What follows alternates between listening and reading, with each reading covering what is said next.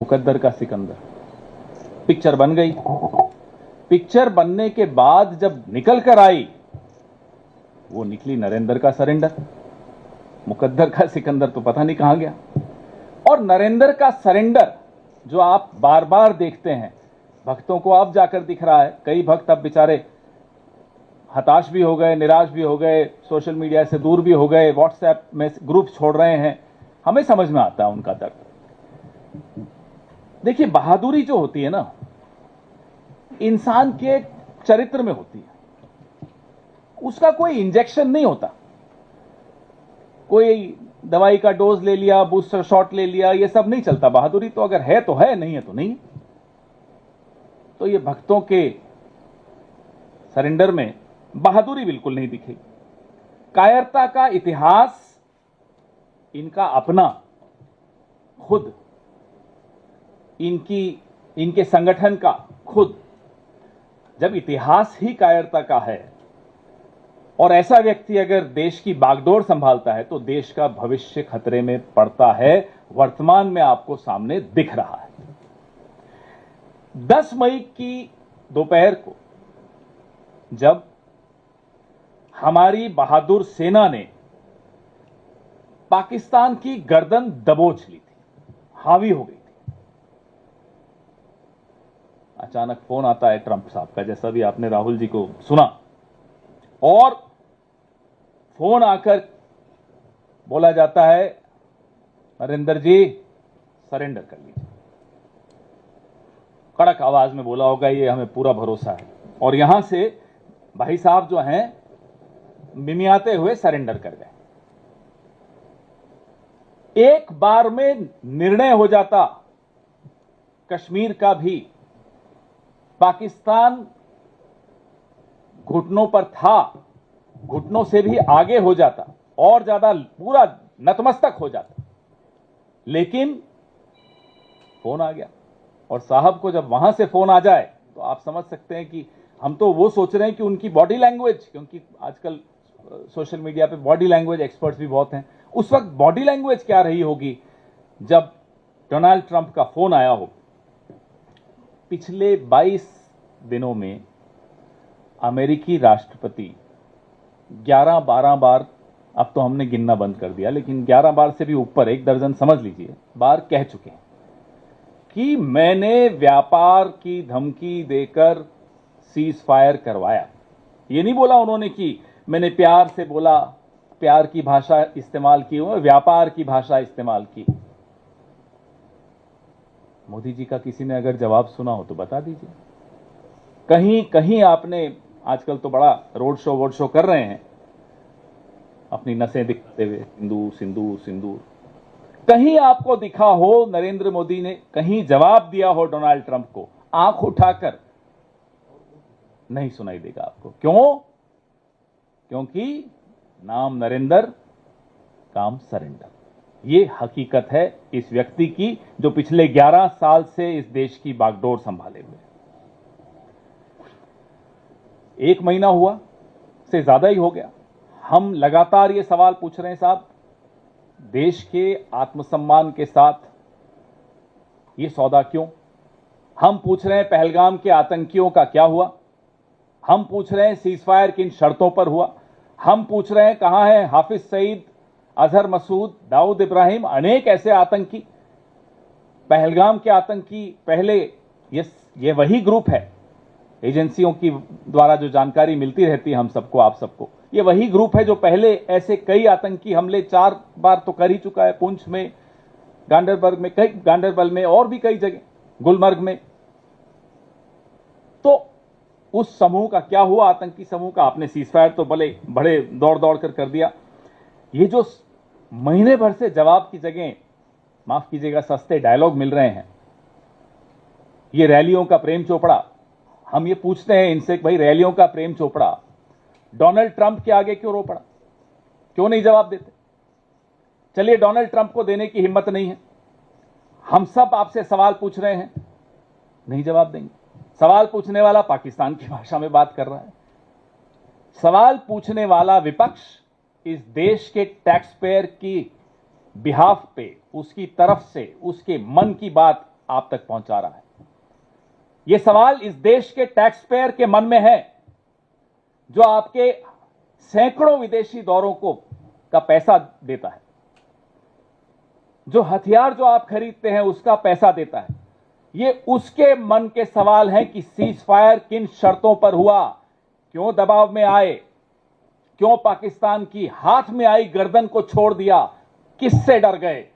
और नरेंद्र मोदी प्रधानमंत्री हो सकते हैं, प्रधानमंत्री देश नहीं होता है। वो देश का प्रधानमंत्री हो सकता है, देश का सेवक हो सकता है, लेकिन भारत देश का नाम अलग अलग है। जम्बू द्वीप भी है, हिंदुस्तान भी है, भारत भी है, इंडिया भी है, आर्यवर्त भी है। नरेंद्र मोदी नहीं है और न कभी हो सकता है। इसलिए जो ये कहता है कि नरेंद्र मोदी को सरेंडर करने की बात कहना मतलब भारत को सरेंडर करना, वो आंख और कान खोलकर सुन ले और देख ले। ये देश 140 करोड़ भारतवासियों का है, सबका उतना ही है जितना नरेंद्र मोदी का है। तो ये मत सोच लीजिएगा कि Narendra Modi is India and India is Narendra Modi, ये गलत है। आप इनके 10 साल का कार्यकाल देख लीजिए। Take a look at the 11 years of his tenure. हमेशा सरेंडर करते हुए दिखेंगे। बड़ी बड़ी बातें, काला धन सरेंडर, फिर बड़ी बड़ी बातें, बेरोजगारी खत्म कर देंगे सरेंडर, किसानों की आय दुगुनी कर देंगे सरेंडर, चीन को लाल आंख दिखाएंगे। अब चीन पर तो क्या ही बताएं आपको। चीन के बारे में तो ये इनकी हालत हो जाती है कि मुंह खुलता नहीं है चीन के लिए, और जब मुंह खुलता है तो क्लीन चिट देते हैं। अभी पिछले हफ्ते चीन पर साहब बोल रहे थे, नाम नहीं लिया चीन। चीन का नाम लेने में इतना डरते हैं कि अपने ही देश के एक बहुत बड़े भूभाग की बेइज्जती कर देते हैं, क्योंकि एक शब्द नहीं बोल पा रहे चीन। कहते हैं कि गणेश जी की आंखें छोटी होती हैं, खुल नहीं पाती। अरे साहब, इस देश का पूरा नॉर्थ ईस्ट में आंखें छोटी होती हैं, आप उन्हें चिढ़ा रहे हैं, आप उनका अपमान कर रहे हैं, गणेश जी का भी अपमान कर रहे हैं। बोलिए ना, चीन से बने हुए माल को नहीं लेना है। देश के प्रधानमंत्री की इतनी हिम्मत नहीं है कि चीन का नाम ले सके। कह रहे गणेश जी की आंखें छोटी होती हैं, खुलती नहीं है। अरे, और देश के प्रधानमंत्री क्या रैलियों में आह्वान करेंगे? स्वदेशी की मूवमेंट हमारी पार्टी ने कब चलाई थी? जब अंग्रेजों का राज था, तब हम नीतियां नहीं बना पाते थे, इसलिए हमने स्वदेशी का पूरा आह्वान किया, विदेशी माल जलाया गांधी जी के नेतृत्व में। इनकी पार्टी ने, इनकी जो विचारधारा वाले लोग हैं, इन्होंने नहीं किया। मैं कांग्रेस की बात कर रहा हूं। अब तो आप प्रधानमंत्री हैं, अब भी आप आह्वान कर रहे हैं। हिम्मत दिखाइए, नीति बनाइए, सरेंडर मत कीजिए, नरेंद्र बनिए, सरेंडर मत बनिए। नीति बनाइए कि साहब चीन का माल नहीं आएगा हिंदुस्तान में, तब तो हमको समझ में आएगा कि साहब आप में कुछ थोड़ा बहुत गुण है। हाँ, हमें पूरा भरोसा है कि है नहीं, क्योंकि अब तो 11 साल हो गए। बोलते हैं साहब ये नया भारत है, ये नया फलाना है, नया ढीमका है, नया ये है, नया सब कुछ तो नया है। अरे साहब, पुराना भारत वो था जो 7वें बेड़े से नहीं डरा, जिसने पाकिस्तान के 2 टुकड़े किए, जिसने निक्सन को नजरअंदाज किया, जिसको मनाने के लिए फिर निक्सन ने अपने स्पेशल एक दूत को भेजा, जो, क्योंकि इंदिरा जी दिल्ली में नहीं थी, जॉन कॉनेली उस दूत का नाम था, ट्रेजरी सेक्रेटरी था अमेरिका का। इंदिरा जी दिल्ली में नहीं थी तो वो शिमला गया उनसे मिलने, क्योंकि निक्सन रूठे हुए भारत को मनाना चाहता था। ये पुराना भारत था, ये आए हैं नया भारत लेकर। तो भारत को आप बख्श दीजिए साहब, आपकी कायरता से भारत को बख्श दीजिए। भारत बड़ा आपका ऋणी रहेगा, क्योंकि आपकी कायरता इस देश की नौजवान पीढ़ी को क्या सिखाकर जा रही है? सिर्फ डायलॉग में हमें आपकी जरूरत नहीं, हमारे पास बहुत है। हमें मालूम है आपने ट्रेनिंग ली है डायलॉग देने, और ये एक हकीकत है जो मैं बार बार दोहराता हूं। आप लोगों को मजाक लगता है, मजाक नहीं है। उस आदमी को फिर सांसद भी बनाया एक टर्म के लिए, जिससे ट्रेनिंग ली थी। आप नाम जानते हैं, परेश रावल।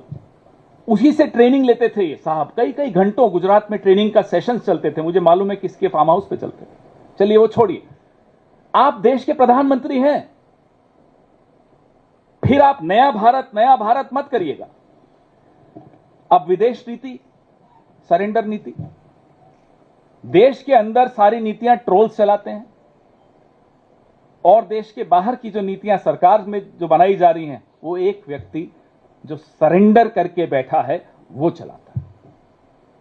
बांग्लादेश पड़ोस में है, भारत की सीमा से 12 किलोमीटर दूर बांग्लादेश में एक पुराना खंडहर एयरबेस, अब उसको चीन अपग्रेड कर रहा है, मॉडर्नाइज कर रहा है, उसका रिपेयर कर रहा है, भारत की सीमा से 12 किलोमीटर दूर। ये अभी इसी हफ्ते की डेवलपमेंट, ये अभी 2-3 दिन पहले की खबर।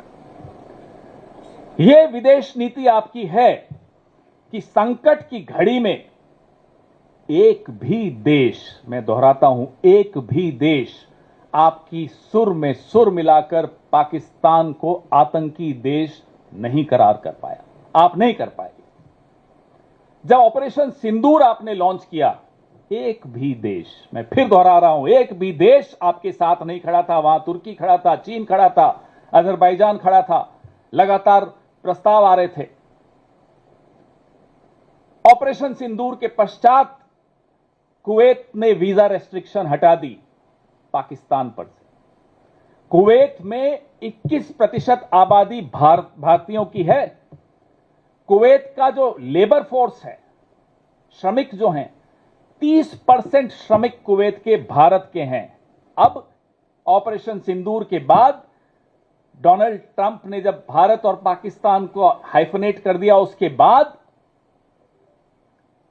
कुवैत और पाकिस्तान एमओयू साइन कर रहा है लेबर पे, श्रमिकों पे। ये हमारे यहां के श्रमिकों की हालत होने वाली है। यह है सरेंडर नीति। इसीलिए कहते हैं नाम नरेंद्र, काम सरेंडर। हमें बोलने में अच्छा नहीं लगता है, देश के प्रधानमंत्री हैं, लेकिन अगर देश का प्रधानमंत्री कायर निकले, बहादुर सेना, बहादुर देश, पूरा विपक्ष आपके पीछे खड़ा था, आप घुटनों पर आ गए, अमेरिका के दबाव से आ गए। सेना हतप्रभ, देश हतप्रभ, विश्व हतप्रभ, विपक्ष हतप्रभ, मीडिया हैरान, लेकिन साहब सरेंडर। इसीलिए कहते हैं नाम नरेंद्र, काम सरेंडर। बांग्लादेश का मैंने आपको उदाहरण दिया, चीन का उदाहरण दिया। आप नेपाल में आप लोग पास में ही हैं, जाते भी होंगे, गए भी होंगे पिछले 2-3 साल में।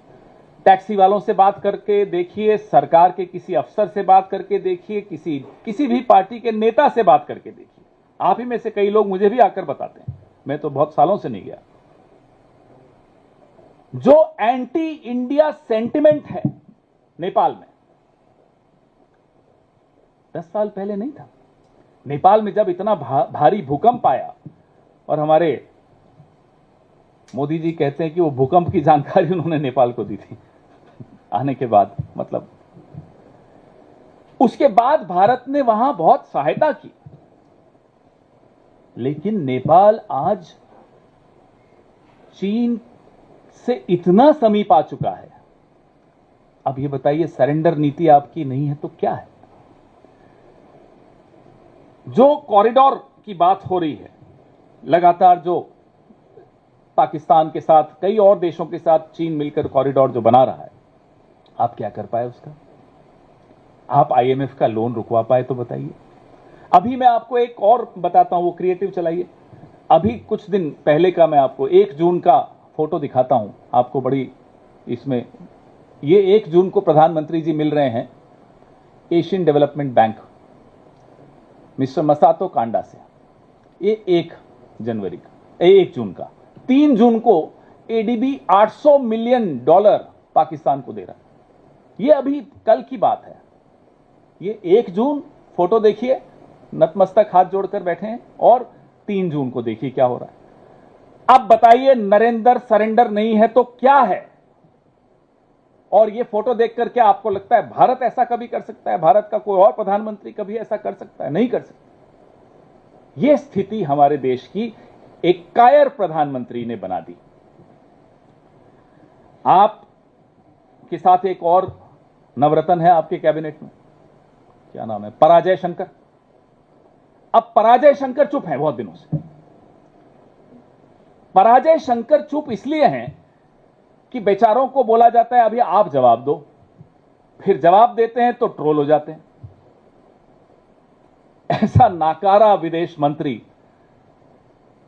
भाई आप हो सकते हैं पराजय शंकर, ये देश कभी पराजित नहीं हो सकता। भले ही इसका विदेश मंत्री पराजय शंकर हो, भले ही प्रधानमंत्री कायर हो, ये देश ऐसे लोगों को फिर से बैरक में भेजना जानता है। इस देश की सेना मजबूत है, मैं फिर से दोहराता हूं, यह देश मजबूत है, लेकिन इस देश की सरकार कायर है, इस देश के प्रधानमंत्री कायर हैं, इस देश का कैबिनेट में इतनी हिम्मत नहीं है कि प्रधानमंत्री को बोल सके कि कायरता बंद कीजिए, जवाब दीजिए। हम इंतजार कर रहे हैं कि पूरी जो शाखाओं में ट्रेन होकर अब कैबिनेट में घुसे हैं, सब तो नहीं शाखाओं से ट्रेन हुए, कुछ हमारे यहां से भी उधार लेकर गए हैं, कोई तो बोलेगा। देखते हैं अब आपके सवाल। माइक दे दीजिए साहब।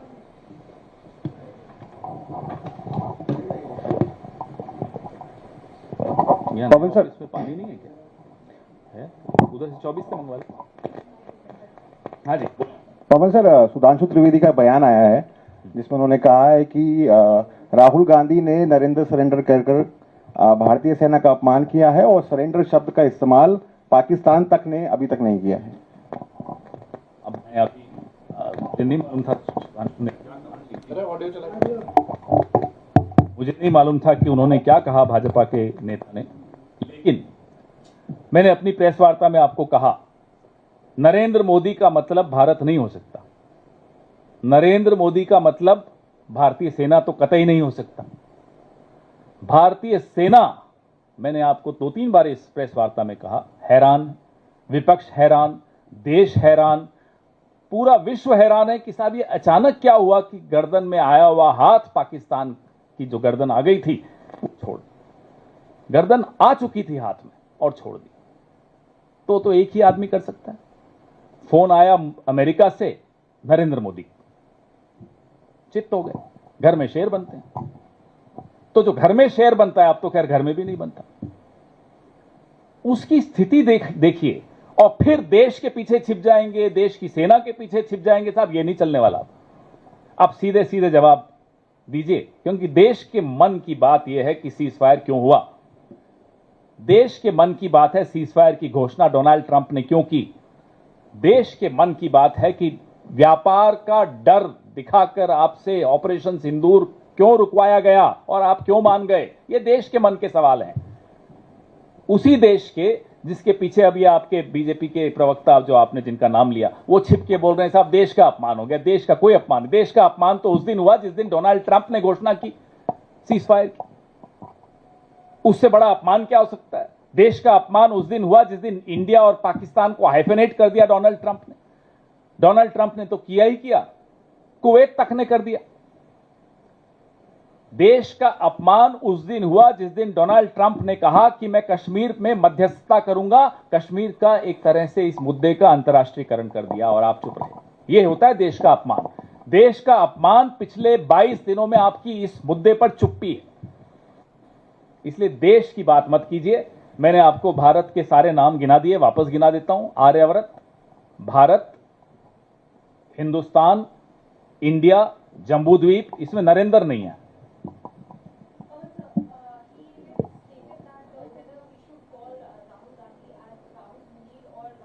This is a serious issue. Please ask them not to reduce it to such petty cartoongiri. This is a very serious issue. Countries' honor, credibility, which we have earned, successive governments have earned over the last 7.5 decades, is getting lost because of one man's cowardice. So jokes can't be a response. They have to also pull up their socks and come up with something very substantial as a response. They have to respond to all the questions that the taxpayer of India wants to have the answers for. Why did you buckle under pressure of America? and quickly agree to a ceasefire, especially when you had an upper hand over Pakistan thanks to the brave army of India, brave armed forces of India. So when you had an upper hand, why did you let it go? Why did you get afraid of America? So the country needs these answers. Why are you afraid of even uttering the word China? When you were last week, when the Prime Minister was exhorting the country that let's boycott foreign goods and just use Indian goods, he did not have the courage to utter the word China.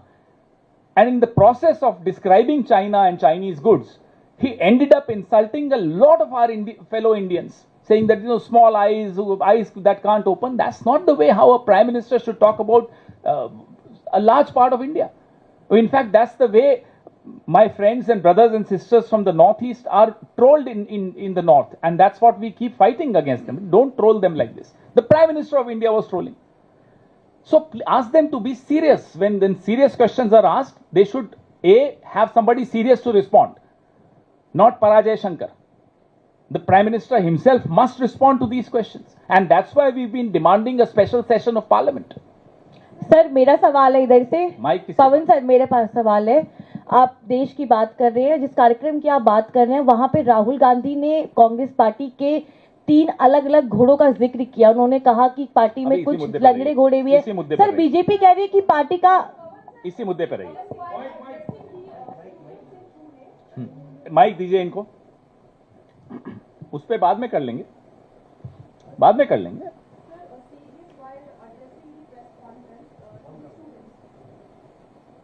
Serious while addressing the students in university in Pune, he said that Pakistan wanted to bring India to their knees in 48 hours but bowed down in 8 hours, and they said that they wanted a ceasefire. How do you see statement coming? The fact of the matter is that the armed forces had an upper hand. Pakistan would have lost much more, but these decisions are political decisions taken by the political leadership, and the political leadership unfortunately came under pressure. The issues raised by the President of the United States have to be responded by the Prime Minister of India. I'm sure you've understood what I'm saying. Pavan ji, Sudhanshu hello, थोड़ा पास में। सुधांशु त्रिवेदी ये भी कह रहे हैं कि राहुल गांधी जिस तरह की बात कह रहे हैं इस पूरे मामले को लेकर, इंडिया अलायंस जो गठबंधन पार्टी है, उनके भी कई नेता उनकी इन बयानों से इत्तेफाक नहीं रखते हैं। उनकी अपनी ही गठबंधन के कई पार्टियां जो है वो उनसे इतर राय रखती हैं। गठबंधन को भारतीय जनता पार्टी में जो कैबिनेट के लोग हैं वो हैरान है कि प्रधानमंत्री को हो क्या गया। हमसे बोलते हैं, कई बार बात करते हैं, तो हम कहते हैं हो नहीं गया, ये हमेशा था, आपकी आंखें अब खुली हैं। तो आप गठबंधन को छोड़िए, गठबंधन ने तो कल साइन करके सबने विशेष सत्र की मांग की है, क्यों नहीं स्वीकार कर रहे प्रधानमंत्री मांग? पूरा गठबंधन इकट्ठा बोल रहा है आपको कि साहब स्पेशल सेशन बुलाइए पार्लियामेंट का, ये सब चर्चा वहां होगी। लेकिन once a coward always a coward, जो एक बार कायर है वो हमेशा कायर है। वो विपक्ष तक से डरता है, विपक्ष के सवालों से डरता है, प्रेस कॉन्फ्रेंस से डरता है। हमें तो एक जगह बता दीजिए, पहले तो हम सोचते थे घर में शेर है, वो घर में भी शेर नहीं है, घर में भी ढेर है। सर मोहन यादव ने ये कहा है कि मोहन यादव मुख्यमंत्री जी, मोहन भागवत भी है, मोहन यादव भी है, बहुत सारे। उन्होंने कहा है कि राहुल गांधी को इसको लेकर के माफी मांगनी चाहिए, ये काफी दुर्भाग्यपूर्ण है। अरे पहले कांग्रेस पार्टी इसको कीमत चुकाएगी। देश के प्रधानमंत्री देश की सेना से सबसे माफी मांगे, जिनको पूरी उम्मीद थी कि अगर सीजफायर नहीं होता तो भारत बहुत कुछ हासिल कर चुका होता। कई जगह शायद एक ऐसे समाधान मिल जाते भारत को, ऐसी समस्याओं का जो बहुत पेचीदा हैं। उस स्थिति तक पहुंचने के बाद पीछे हटना, तो माफी आप सब जानते हैं किसको किससे मांगनी चाहिए। पूरा देश इंतजार कर रहा है प्रधानमंत्री माफी मांगे। पवन सर, आप लगातार कह रहे हैं कि नरेंद्र जो है वो सरेंडर कर चुके हैं, नरेंद्र मोदी, लेकिन सुधांशु त्रिवेदी का इस पर बयान आया, वो कह रहे हैं कि हमारे नरेंद्र मृगेंद्र हैं। कैसे देखते हैं सर इसको? मैंने क्या कहा आपको, ये गंभीर मुद्दे हैं, गंभीर सवाल है। इसमें इस तरह की चाटुकारिता से काम चलेगा नहीं। अब सीधे सीधे जवाब भारत के करदाता को, टैक्स पेयर को चाहिए, क्योंकि उसके दिए हुए पैसे से सैकड़ों बार ये विदेश जाते हैं, क्या हासिल करके आते हैं अब देश जानना चाहता है। उसके दिए हुए पैसों से हथियार खरीदे जाते हैं और फिर अचानक सीज फायर कर देते हैं। क्यों? उसके दिए हुए पैसे खर्च हो रहे हैं जो बॉर्डर्स पे इतनी जो समस्याएं आती हैं उसमें, और जब आप उन समस्याओं का समाधान हासिल करने ही वाले थे कि आपने सीज फायर कर दिया, तो ये अब इन्हें जवाब देने पड़ेंगे। और चाटुकारिता जवाब नहीं होती, जवाब एक ही आदमी दे सकता है। पहले हम सोचते थे पराजय शंकर से काम चल जाएगा, लेकिन पराजय शंकर का अब बेचारे का अब मुंह बंद हो गया। तो अब जो है जवाब प्रधानमंत्री को खुद देना चाहिए, और जवाब देने से पहले मुझे लगता है देश और देश की सैन्य बलों से माफी भी मांगनी चाहिए। पवन सर, आपका सवाल डोमेस्टिक पॉलिटिक्स पे है, कांग्रेस के भीतर की बात पर है, कभी और कर लेंगे। सर इसी से रिलेटेड है, the IOML MP ET Mohammad Bashir, who was also the part of the all party delegation, he has given a statement on the remarks of Rahul Gandhi, and he said that India stands with peace, and such kind of statements actually diminishes Well, the peace spirit without of unity. justice is an incomplete peace, it's a temporary peace. For peace to be, there should be justice. We want to know from the Prime Minister, have the widows of Pahalgam terror attack got justice? We want to know from the Prime Minister, have the widows of Poonch attack, before Pahalgam there was 4 attacks by the same group, have they got justice? We want to know from the Prime Minister whether the victims of shelling at the border in Poonch, have they got justice? So peace alone is impossible if there is no justice. Mic don't. मैं तो सुन पा रहा हूँ, वो online वाले नहीं सुन पा रहे। हाँ sir, Pawan sir, there have been delegations, you know, across the world. They have gone. Your leaders have been in them. So what would you say? Have they been successful in peddling government's narrative, or they have represented India there? There will be a larger press conference in the next couple of days on this particular issue. But since you've asked me a question, foreign policy cannot be decided by all party delegations. What has been undone in the last 11 years cannot be done by a multi-party delegation. What is more serious and needs to be addressed immediately is all that we have lost in the last 11 years thanks to the failed foreign policy of a government which is led by a coward. Sir एक सवाल, आप जिस तरीके से लगातार सवाल उठा रहे हैं, राहुल गांधी भी अब सीधे तरीके से बोल रहे हैं, बीजेपी ये कह रही है कि आप एक बार बात करते हैं कि आप देश के साथ हैं, देश का सम्मान करते हैं, सर्वदलीय अगर प्रतिनिधिमंडल बाहर जा रहा है तो उसका भी सपोर्ट करते हैं, लेकिन जब सीज फायर की बात आती है, देश की सेना जो युद्ध लड़ रही थी उसकी बात आती है, तो ये सेना का अपमान है। आप लोग सेना के अपमान कर रहे हैं। प्रधानमंत्री सेना नहीं है, प्रधानमंत्री भारत नहीं है। भारत का नाम जम्बूद्वीप, आर्यवर्त, भारत, हिंदुस्तान, इंडिया। और भी कोई हो तो मुझे बताइएगा। मेरी जानकारी जो अभी मुझे याद आई, ये 5 ही नाम है। नरेंद्र मोदी नाम नहीं है। तो कम से कम ये दिमाग से गलत फहमी भाजपा के भक्त, मोदी जी के भक्त और मोदी जी खुद निकाल दें कि उनसे सवाल पूछना मतलब देश से सवाल पूछना हो गया। अरे देश ही तो सवाल पूछ रहा है। देश अपनी ही सरकार से सवाल नहीं पूछेगा तो क्या पाकिस्तान से जाकर पूछेगा? देश अपने ही प्रधानमंत्री से नहीं सवाल पूछेगा तो क्या चीन से जाकर पूछेगा? इतनी अकल नहीं है इन लोगों में। देश अपने द्वारा, अपने वोट के द्वारा जीते हुए प्रधानमंत्री से सीधे सीधे सवाल पूछ रहा है। सेना के पीछे छिपने की जरूरत नहीं है। देश के पीछे छिपने की जरूरत नहीं है। अब सामने आइए। डोनाल्ड ट्रंप की आंखों में आंखें डाल के तो आप जवाब नहीं दे पाते। चीन का तो आप नाम नहीं ले पाते। देशवासियों के सवालों का, देश के टैक्स पेयर के सवालों का जवाब दीजिए। यह आपका कर्तव्य है। हम आपसे जवाब लेके रहेंगे। पवन सर, LIC द्वारा अडानी ग्रुप में निवेश को लेकर आइए, उस पर फिर करेंगे। राहुल जी ने जो कमेंट सर कर चुके हैं, इस पे राहुल जी भी कर चुके हैं और उसके बाद इस पे और भी उठाएंगे। लेकिन आज ये मुद्दा गंभीर है। एक देश का प्रधानमंत्री, जो आप सवाल पूछ रहे हैं LIC वाला, ये भी एक सरेंडर है। तो सरेंडर ही दिखेगा। आपके हर सवाल का एक शब्द में जवाब मिल सकता है, सरेंडर मोदी। LIC का पैसा भी सरेंडर, तो हर चीज सरेंडर है। एयरपोर्ट सरेंडर, पोर्ट सरेंडर, खदान surrender, LIC surrender, surrender Modi. तभी तो कहते हैं। मिल गया जवाब। खुश हैं आप? पवन सर, आप कह रहे हैं नरेंद्र मोदी ने सरेंडर किया। शशि थरूर है, उन्होंने कहा कि if there was any persuasion by American president और American officials, it was persuasion of Pakistan, not India. The issues raised by President Donald Trump cannot be responded to or addressed by anyone else but the Prime Minister of India. Donald Trump अमेरिकी राष्ट्रपति ने जो मुद्दे उठाए हैं, जहां उन्होंने बार बार 1 दर्जन बार दोहराया है कि उन्होंने हस्तक्षेप करके और